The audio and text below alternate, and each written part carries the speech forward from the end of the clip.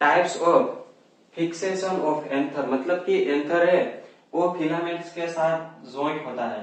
तो यहाँ पर जो अटैचमेंट होता है उसके बेस पर हमने यहाँ पर टाइप्स लिखे, और यहाँ पर जो बी पार्ट है उसमें हमने एंथर के अंदर जो लोब्स होते हैं और उसकी जो केविटी होती है उसके बेस पर यहाँ पर हमने टाइप्स लिखे हैं। तो सबसे पहले तो हम बी पार्ट्स को देख लेते हैं। यहाँ पर मोनोथिकस एंथर है, उसमें क्या होता है, 2 लोब्स होते हैं और दोनों के अंदर एक एक केविटी होती है। मतलब कुछ इस तरह से यहाँ पर ये जो एक लोब्स है उसमें 1 केविटी, यहाँ पर जो लोब्स है उसमें 1 केविटी होती है। मतलब यहाँ 1 लोब्स में 1 केविटी होती है। ये जो केविटी है उसको हम कहते हैं थिका, इसीलिए इस स्ट्रक्चर को हम कहेंगे मोनोथिकस स्ट्रक्चर। पिछले वीडियो में हमने यहाँ पर एक ही केविटी है वो ड्रॉ की थी, क्योंकि दूसरी केविटी है, मतलब कि जो दूसरा थिका है वो इसके पीछे होता है। यहाँ डाइथिकस में क्या होता है, 2 केविटी होती है एक लोब्स में और दूसरा लोब्स है वो इसके पीछे होता है, और उनमें भी 2 थिका होता है। मतलब कि 2 केविटी होती है। केविटी को हम थिका भी कह सकते हैं और माइक्रोस्पोरेंजियम भी कह सकते हैं। इसीलिए इस स्ट्रक्चर को हम डाइथिकस कहते हैं, क्योंकि एक लोब्स में 2 थिका है। अभी ये मोनोस्पोरेंजिएट क्या है, इसमें क्या होता है, यहाँ पर 2 लोब्स थे, यहाँ भी 2 लोब्स थे, एक लोब्स आगे होता है और एक लोब्स है वो पीछे होता है, और यहाँ लोब्स है वो एक ही होगा, 2 लोब्स होते ही नहीं। और एक लोब्स के अंदर केविटी एक ही होती है, मतलब कि एक ही थिका होता है यहाँ और एक ही केविटी होती है। तो इस स्ट्रक्चर को हम कहते हैं मोनोस्पोरेंजिएट। अब इसको थोड़ा हम प्रैक्टिकली समझे तो यहाँ पर एंथर का स्ट्रक्चर है उसको हम इस तरह से समझ सकते हैं। ये ऊपर का लोब्स है हमारा और ये हमारा नीचे का लोब्स है। आप यहाँ पर देख सकते हैं कि ऊपर का लोब्स है वो हमारा लार्ज है, मतलब उसके अंदर की जो केविटी है वो भी लार्ज होगी।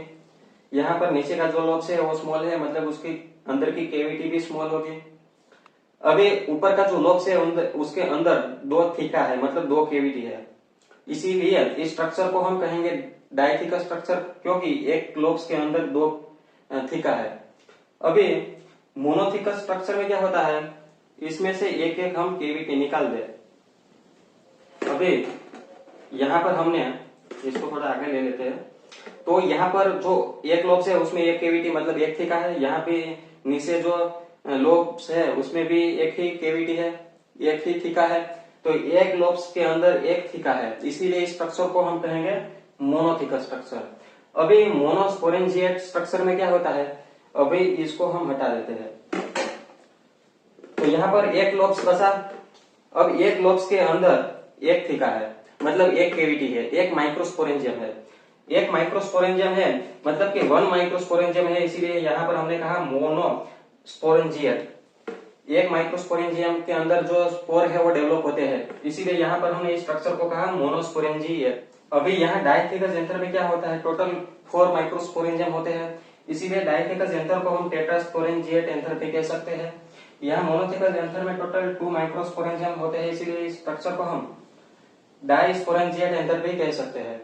तो ये थे एंथर के टाइप, एंथर के जो लोब्स है और केविटी है उसके बेस के ऊपर। अब types of fixation of anther, मतलब कि एंथर फिलामेंट के साथ जो अटैच होता है, ये अटैचमेंट किस प्रकार की है उसके बेस पर अब हम एंथर के टाइप्स देखते हैं। तो इसको समझने के लिए हम डस्टर और मार्कर का यूज करेंगे। यहाँ बेसिफिक्स, डोर्सिफिक्स और सॉरी यहाँ पर सब बेसिफिक्स आएगा। इसमें थोड़ा ही वेरिएशन है। तो बेसिफिक्स में क्या होता है, ये जो हमारा डस्टर है वो हमारा एंथर है, मार्कर हमारा फिलामेंट है।